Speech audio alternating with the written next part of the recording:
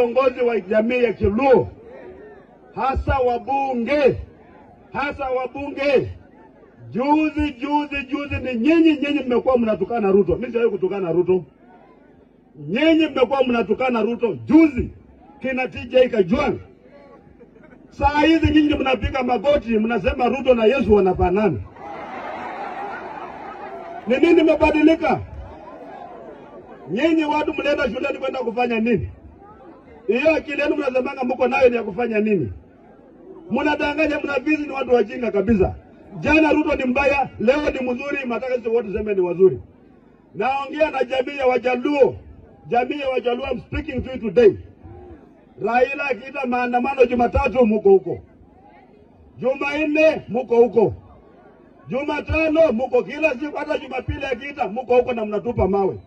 Hata saa hizi wakati rais anatembea Nairobi, wale watu ambao wanachezana kwa mikutano yake ni Wajaluo.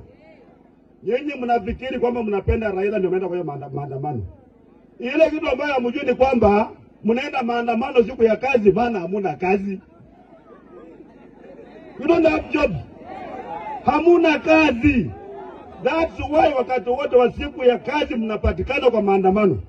Hebu jiulize, kwa hii miaka yote hii, mbona sisi wote pande hii, Western, Wajaluo, Waluya, watu wengine dunia, mbona hatuna kazi?